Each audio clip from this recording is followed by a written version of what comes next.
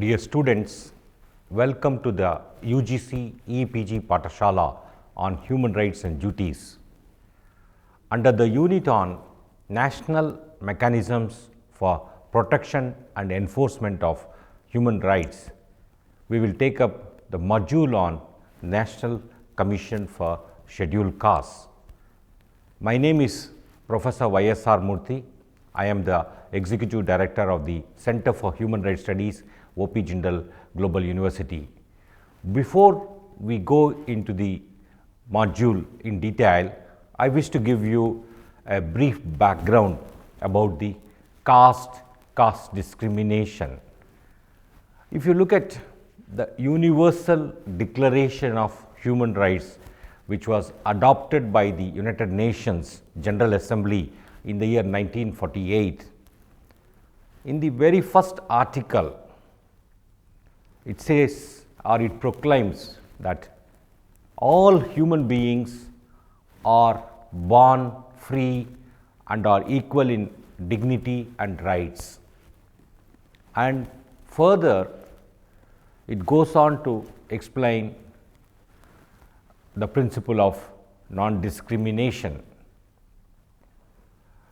In the subsequent human rights conventions which have been adopted by the United Nations General Assembly, the principle of non-discrimination in the enjoyment of rights has taken a firm root.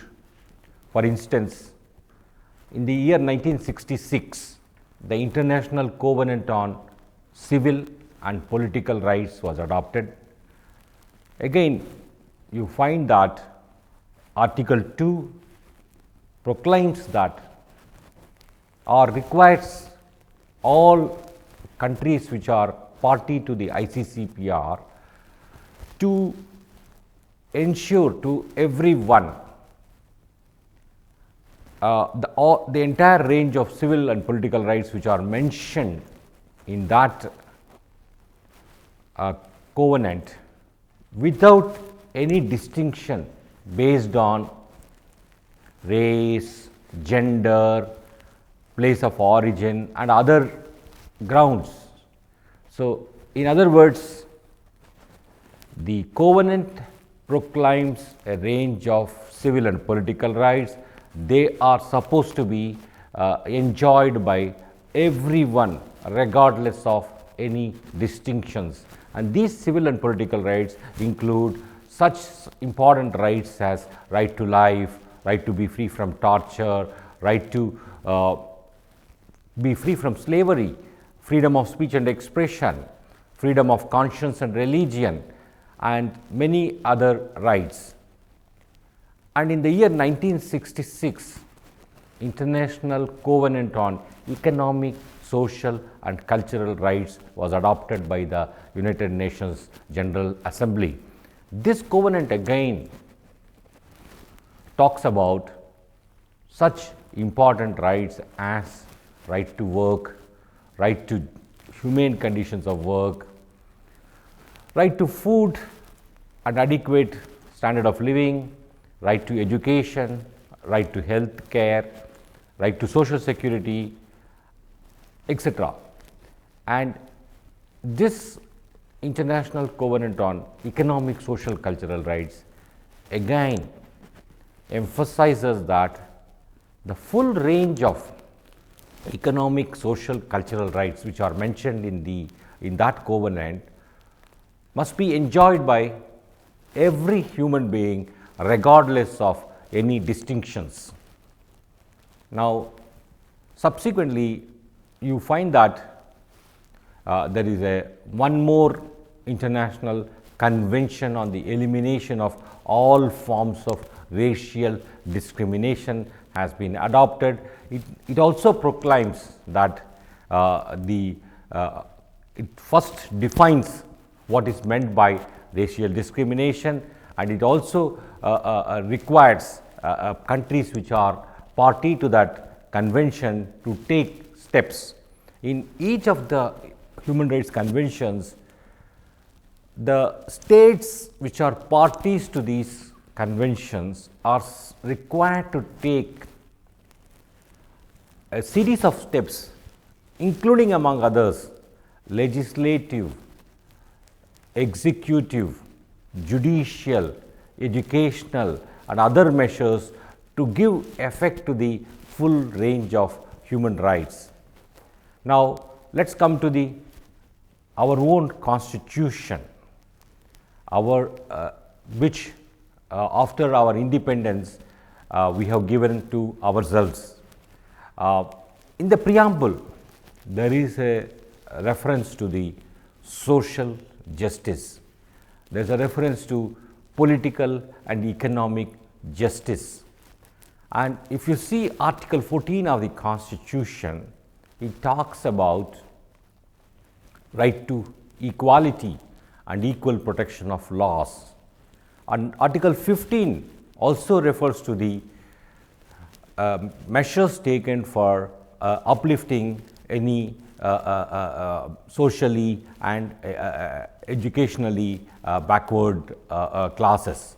And one also finds that the Constitution, keeping in account the discrimination that has been faced by groups for several centuries, has mentioned very clearly and referred to the Constitution how discrimination has affected certain groups access to, let us say, wells for drinking water, public places, temples, etc.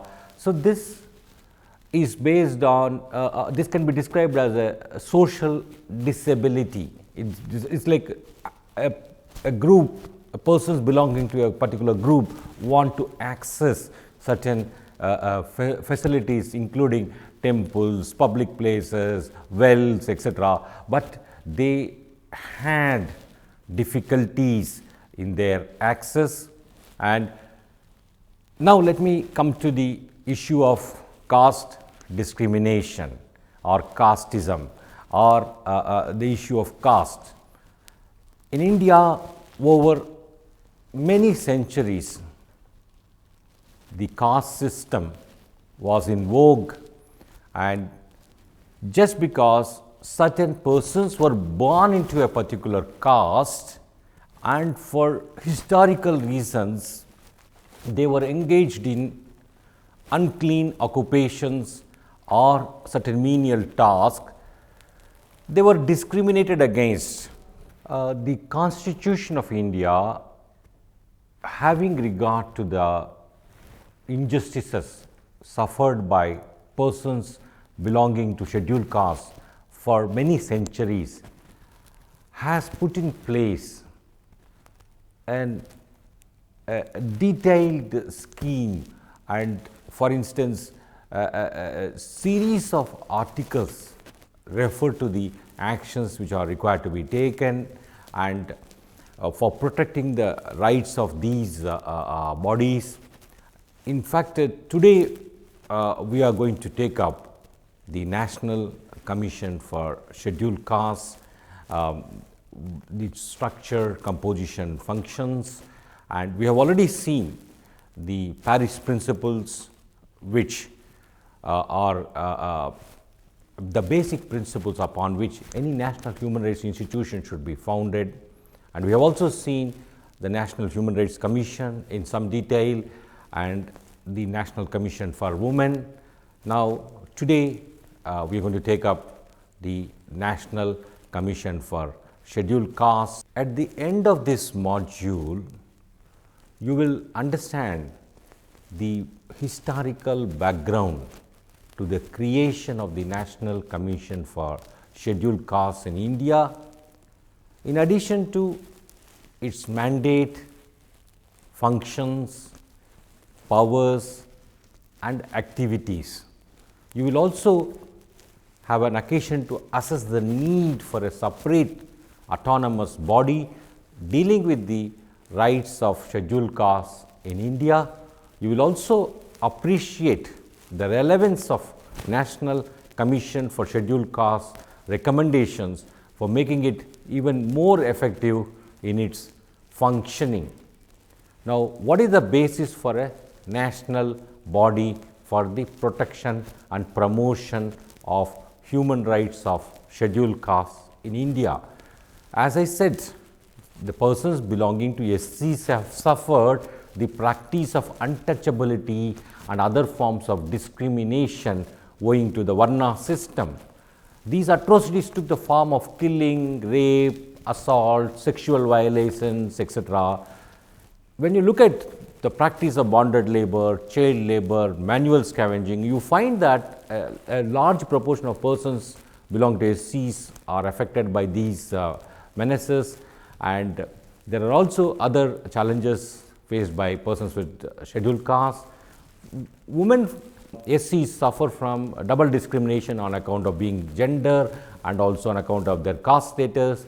That's why our constitution drafters made elaborate provisions for advancing the socially and economically backward castes under Article 341 and under Article 366.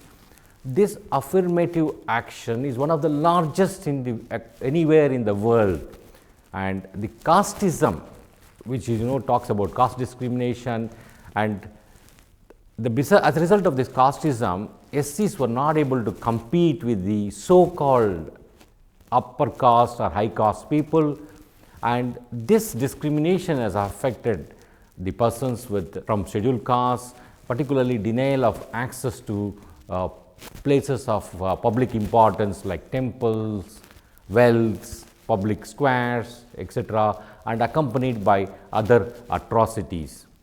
And this is the background in which the National Commission for Scheduled Castes must be viewed, and Article 338 of the Constitution talks about establishment of a separate office under the Indian Constitution, and that's why Commissioner for Scheduled Castes and Scheduled Tribes was created, and subsequently it was felt that there should be a multi-member commission, and that's why in 1978 such a multi-member commission for Scheduled Castes and Scheduled Tribes came into existence, and it was renamed as a National Commission for Scheduled Castes and Scheduled Tribes following a constitution amendment bill in the year 1990.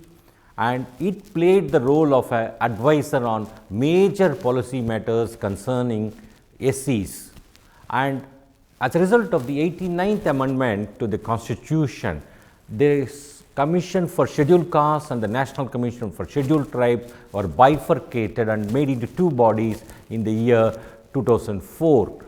This National Commission for Scheduled Castes is required to review the constitutional and legal safeguards for scheduled castes, recommend remedial legislative measures, facilitate redressal of grievances, and advise the government on all policy matters affecting scheduled castes. What is the mandate of this commission, which is established for the upholding the rights of scheduled castes?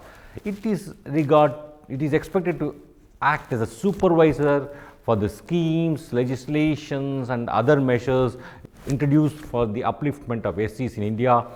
Dr. Punia, who was at the helm of affairs of the National Commission, said, committed to the implementation of Protection of Civil Rights Act, Scheduled Castes and Scheduled Tribes Prevention of Atrocities Act of 1989, and the Commission is expected to ensure that the economic development schemes for scheduled caste population are properly implemented, and to ensure that reservations are implemented at every level.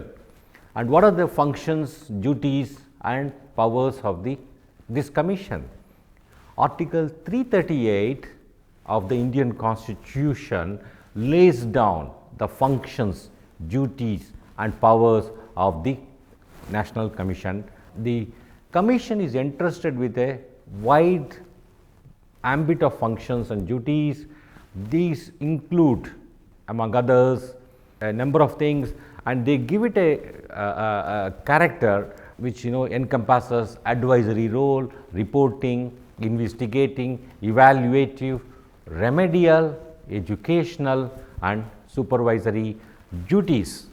Now, let us look at the National Commission for Scheduled Castes as a supervisor of the constitutional and legislative safeguards for SCs.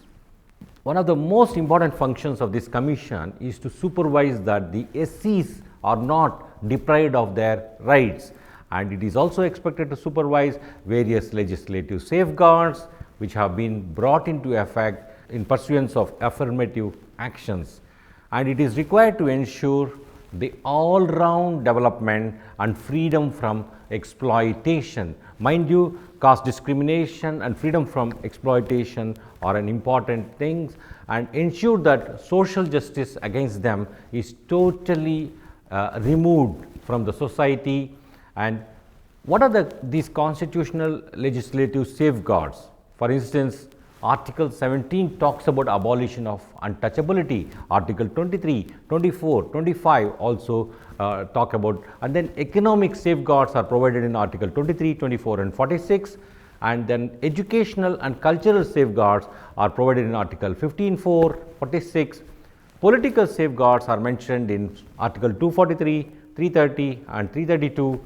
Service safeguards are mentioned in Article 16.4, 16.4a and 335. Some legislations which are presently in force are the Protection of Civil Rights Act 1955, the Scheduled Castes, Scheduled Tribes Prevention of Atrocities Act 1989 and rules thereof, and this has been recently amended, and the Scheduled Castes and the Scheduled Tribes Prevention of Atrocities Amendment Act came into force in 2015. Under this Amendment Act, rules have been also framed by the executive, and these rules have been notified in the year 2016, and the employment of manual scavengers and construction of dry latrines Prohibition Act was initially enacted by the Parliament in the year 1993, and subsequently it was again amended in the year 2013 to make it more effective.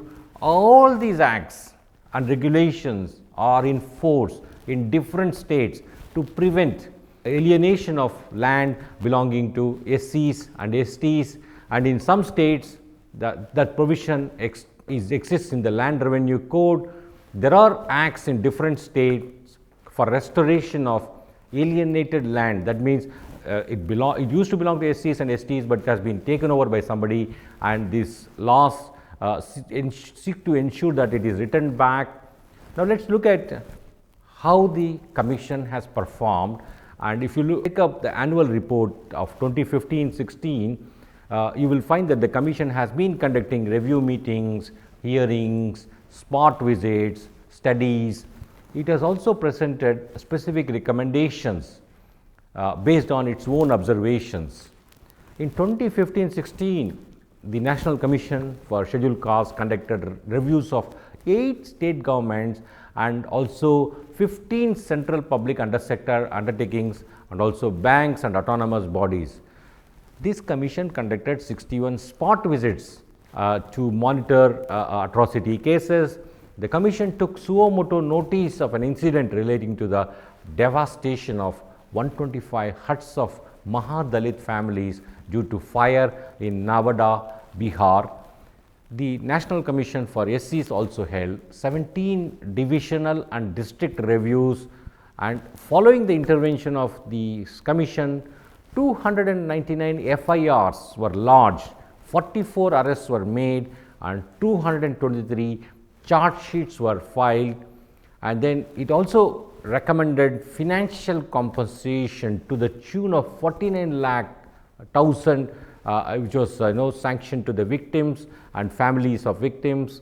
It visited 2 jails, 16 scheduled caste girls and boys hostels in various states to ascertain the living conditions and to make recommendation. The commission dealt with nearly 40,000 cases based on individual complaints, of which it was able to dispose of nearly 10,000 complaints. The commission rendered advice on 7 major policy issues concerning scheduled castes and 2 proposals of inclusion, exclusion of castes, and 20 de-reservation proposals, and the National Commission for Scheduled Castes reviewed and monitored the implementation of safeguards and development of scheduled castes, and it gave a series of recommendations for further strengthening the effectiveness of the National Commission for SCs. It should be given its own separate and investigative wing. It should be given a separate budget heads with separate entitlement and demands for grants, and there is an urgent need for increased sanction of staff both at its headquarters and in its state offices. And it has been pursuing the ministry to fill up the existing vacancies which are hampering its functioning. It has been advocating with the ministry to accept its recommendations for opening more state offices and upgrading the existing ones. And the Commission pointed out major infirmity in the way its recommendations as a civil court are treated. Supreme Court of India made an observations in the case of All India Overseas Bank, SC/ST Employees Welfare Association and others versus Union of India. The Supreme Court said the National Commission for SC's powers of a civil court are restricted only to summoning and enforcing attendance of any person, examination of witnesses under oath, examining documents, and not to grant injunctions. And the recommendations of the National Commission for Scheduled Castes need to be made binding in practice. Now, in conclusion, we have seen in this module an overview of the National Commission for Scheduled Castes and its constitutional role and functions in alleviating the status of scheduled castes in the society, the framework governing its genesis and its impact amply provide the road for fulfilling its mandate. However, operational barriers which are further compounded by bureaucratic indifference, they present a huge challenges for the National Commission for Scheduled Castes which need to be overcome urgently. As I said, caste discrimination and casteism are serious challenges. They do not allow persons belonging to SCs to enjoy their full range of human rights which are provided under the Constitution of India or in the international conventions to which India is a party, and there is a need to make the National Commission for Scheduled Castes more stronger and effective body, and to ensure that the rights which are guaranteed to the persons belonging to scheduled castes become a reality. Thank you.